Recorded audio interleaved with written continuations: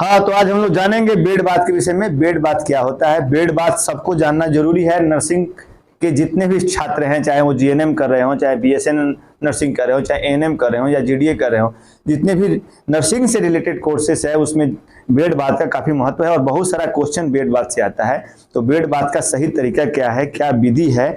एक विधि है ना, पेशेंट को बेड बाथ उस पेशेंट को दिया जाता है जो पेशेंट पैरालिसिस है, या जो पेशेंट कोमा में है, या जिस पेशेंट की सर्जरी हुई है, या किसी पेशेंट का कोई फ्रैक्चर हुआ है, पेशेंट जो चल फिर नहीं सकता है, बिछावन पे ही जिसको स्नान कराना जरूरी है, उस वो भी मेडिकल सिस्टम में, यानी हॉस्पिटलाइज पेशेंट को जिसका स्नान हम बेड पे कराएंगे उसको बेड बाथ कहते हैं। बेड बाथ तो बहुत तरह के होते हैं, लेकिन हम आज इसमें बेड बाथ की प्रक्रिया को जानेंगे और प्रकार के बारे में बाद में जानेंगे, क्योंकि हम लोग अभी प्रोसीजर करने जा रहे हैं। बेड बाथ प्रोसीजर क्या होता है इसको हम लोग समझेंगे, इसकी सही विधि क्या है, इसको देने का तरीका क्या है। तो बेड बाथ देने के सबसे पहले हम लोग क्या करेंगे, पेशेंट का हम लोग सामान का लिस्ट मिला लेंगे कि क्या क्या सामान होना चाहिए बेड बाथ के लिए। बेड बाथ के लिए हमको क्या चाहिए कि एक मिल्टन बनाने के लिए दो छोटा टॉवेल चाहिए, 2 बड़ा टॉवेल चाहिए, एक बेडशीट चाहिए, ग्लव्स चाहिए, नारियल तेल चाहिए, साबुन चाहिए, ग्लव्स चाहिए, 2 जग चाहिए जिसमें एक ठंडा पानी रह सके, एक गर्म पानी रह सके।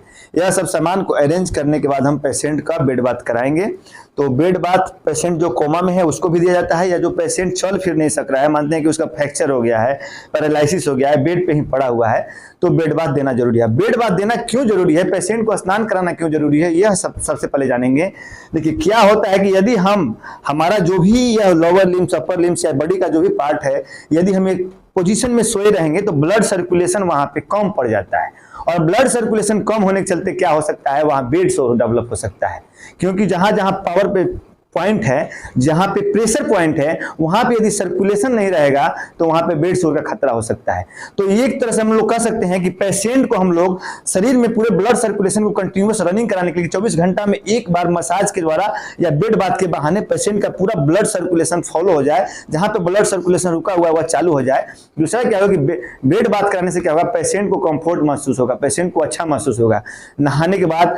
तीसरा क्या है कि यदि हम बेड बाथ कराएंगे तो जितना भी हमारे शरीर में स्वेटिंग होता है या फिर और सब चलते हमारे शरीर में क्या हो सकता है, बैक्टीरिया ग्रोथ कर सकता है, कंटामिनेशन हो सकता है, शरीर में हजारों माइक्रो ऑर्गेनिज्म डेवलप हो सकते हैं।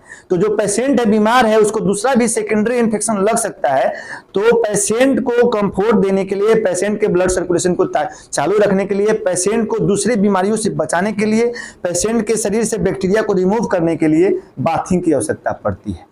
तो बाथिंग डेली कराना है।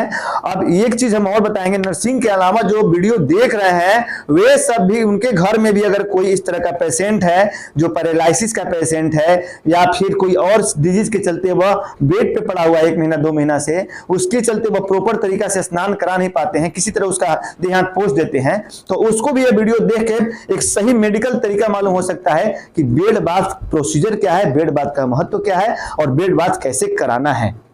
तो अब हम लोग सामान का लिस्ट मतलब देख लिए, सामान हमने अरेंज कर लिया, पेशेंट मेरा बेड पे है, अब हम इसको बेड बाथ कैसे देंगे, सही प्रोसीजर क्या है। सबसे पहला क्वेश्चन नर्सिंग का और सबसे इंपॉर्टेंट क्वेश्चन इस बेड बाथ में क्या है कि सबसे पहले पेशेंट के प्राइवेसी को ध्यान रखना है। तो प्राइवेसी के लिए हम क्या करेंगे, पेशेंट को इसको हम लोग पर्दा जितना भी स्क्रीन गार्ड है जैसे हम लोग लगा दिए। अभी हम लोग लगा के फिर इसको हटा रहे हैं क्योंकि वीडियो ठीक से बनेगा नहीं, ठीक है ना।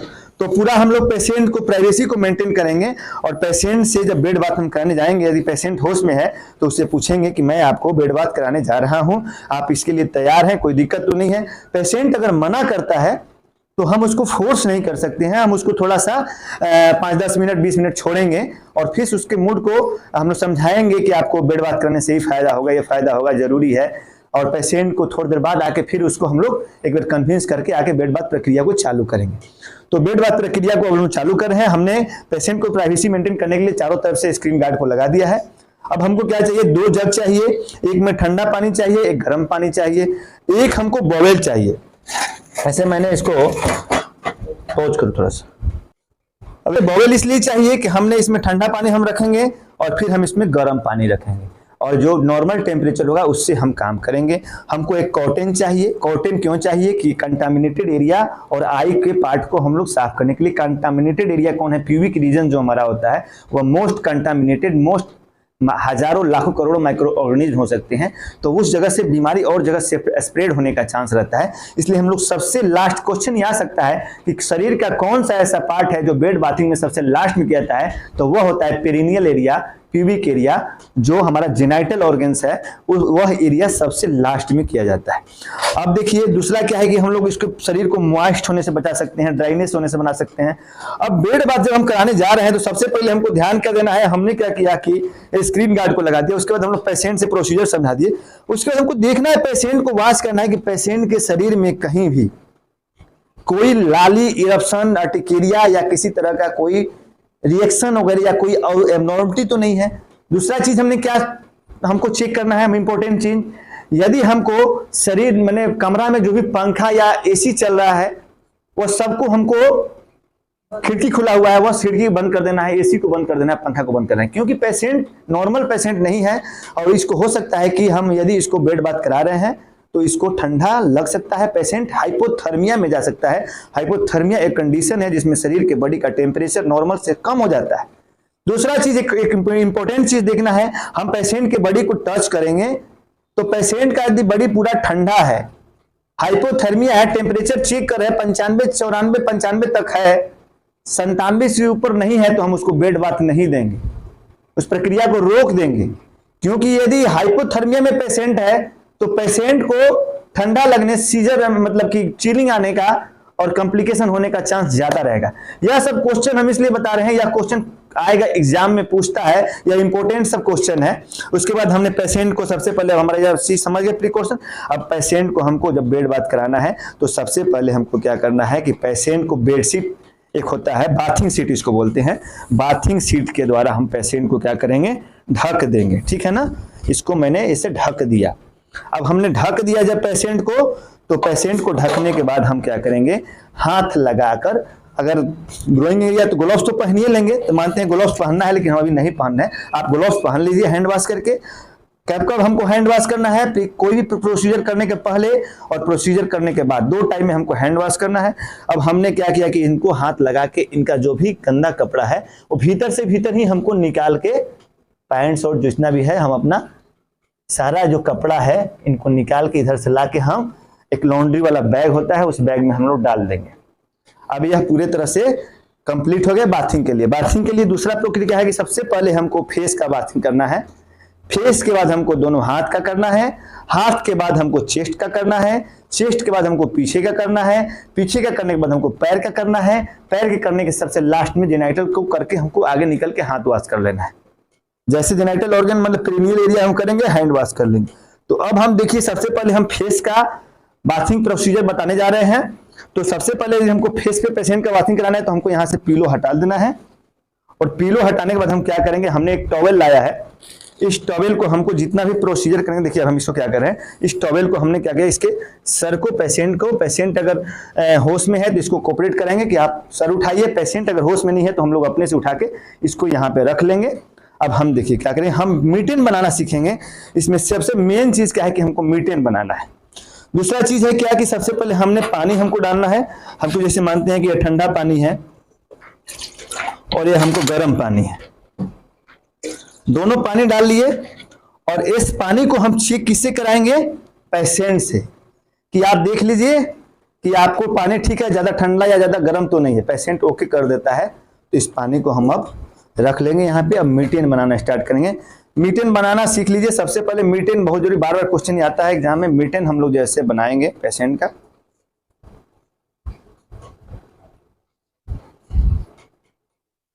ये हो गया आपका मीटेन। तो मीटेन हम बना लिए। अब हमको जैसे मानते हैं फेस वाला एरिया साफ करना है, तो आप मीटेन को इसमें पानी में डुबाए, फिर इसको स्क्रीज किए।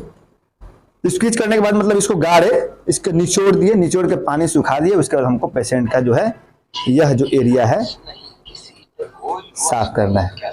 ठीक है, कुछ साफ करने के बाद जैसे हम लोग क्या करेंगे, फिर चीक को इधर से फिर दूसरे साइड से हम लोग जैसे साफ कर लेंगे। अब ये साफ करने के बाद हम लोग क्या करेंगे, फिर इसको पानी में डुबो के फिर इसको साफ करके फिर इसको गाड़ लेंगे।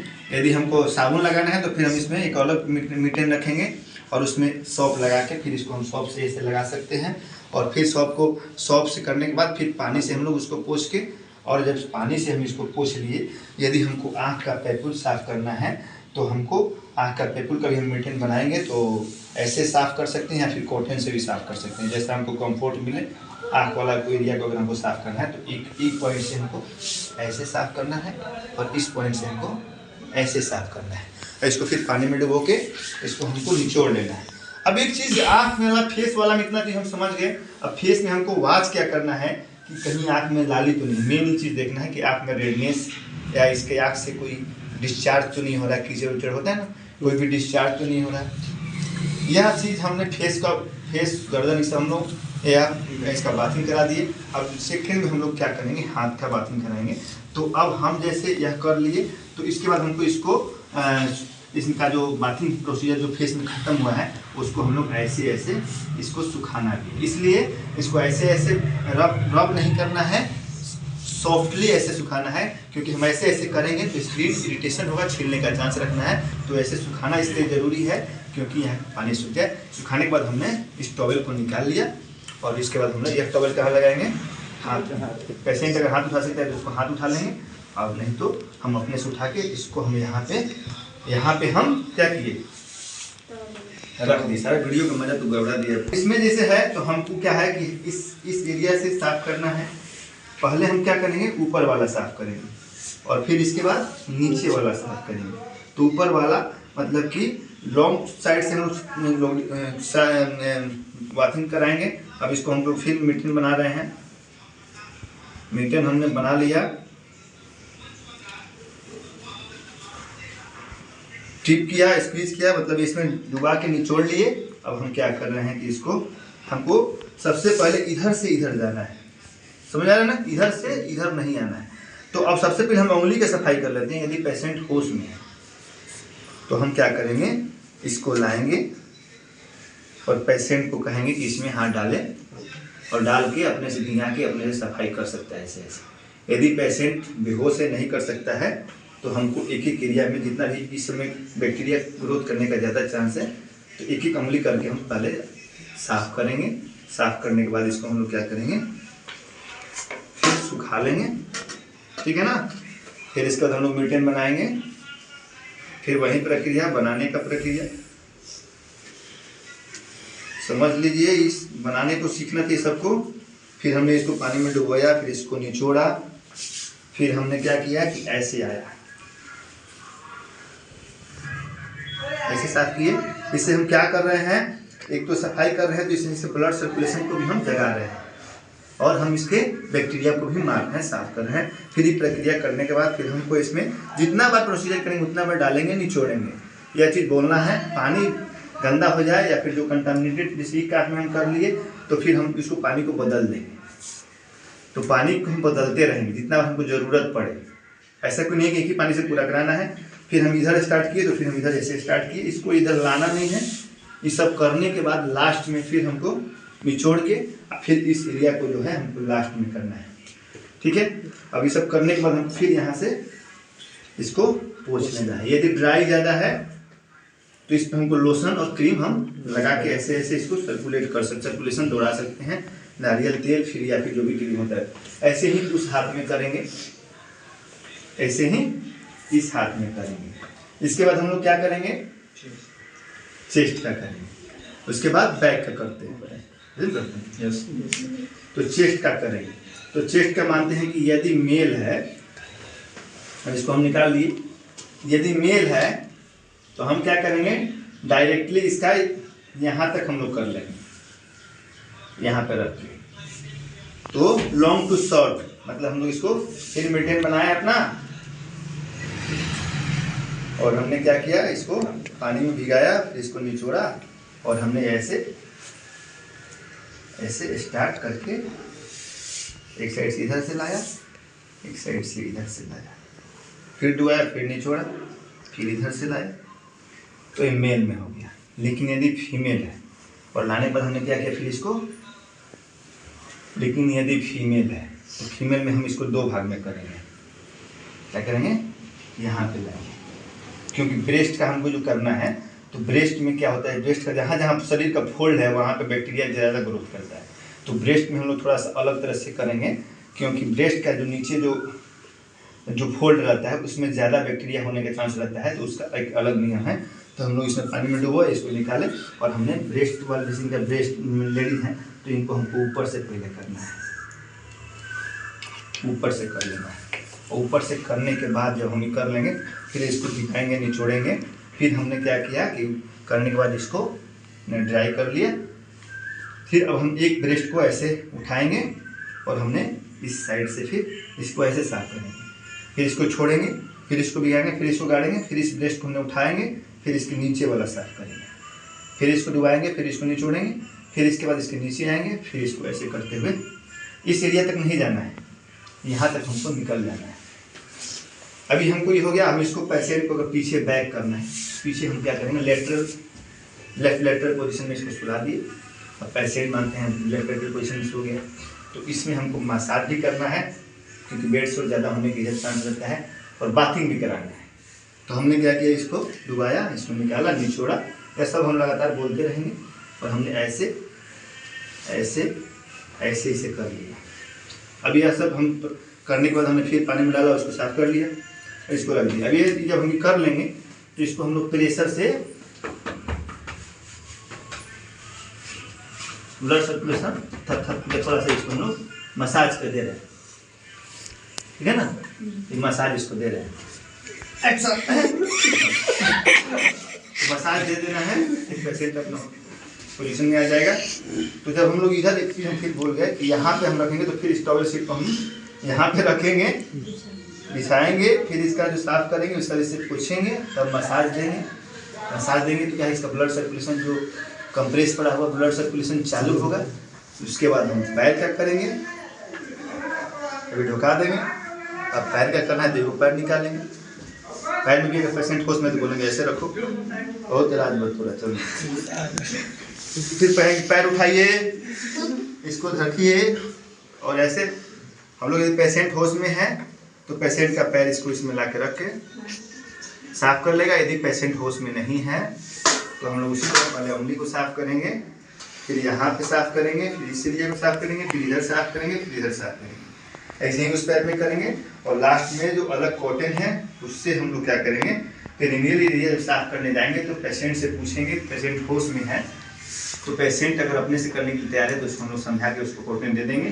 यदि नहीं है तो पेरिनियल एरिया को साफ करने के बाद जस्ट हम लोग उसको डिस्कार्ड करेंगे, सामान को लॉन्ड्री में डालेंगे, अपने हैंड को वॉश करेंगे और प्रोसीजर को ख़त्म करेंगे। एक लास्ट बात, सबसे इम्पोर्टेंट बात, कि जब हम पेशेंट का बेड वॉश ख़त्म कर लेंगे तो पेशेंट को जो जो फाइंडिंग मिला, हम किसी भी पार्ट में यदि पेशेंट को लाली मिला, कोई बेड सोर का साइन मिला, जहाँ बेड सोर होगा वहाँ पर क्या होगा, रेडनेस होगा, वहाँ पे एक अलग तरह का फोड़ा फुसरी या फिर बॉवल्स निकलेगा, तो इस तरह कहीं भी मिला, कहीं चकत्ता कोई मिला, कोई भी नॉर्मल चीज़ मिला स्किन पे, उसको हमको डॉक्यूमेंट्स में नोट करना है, सीनियर को रिपोर्ट करना है, प्रोसीजर कितना बजे हुआ उसको रिपोर्ट डॉक्यूमेंटेशन पे लिखना है कि प्रोसीजर हमने इतना टाइम में किया, बेड बाथिंग का प्रोसीजर, बेड बाथिंग इतना समय कराए, और जो जो मिला वो फाउंडिंग लिखेंगे, नहीं मिला नो फाउंडिंग लिखेंगे।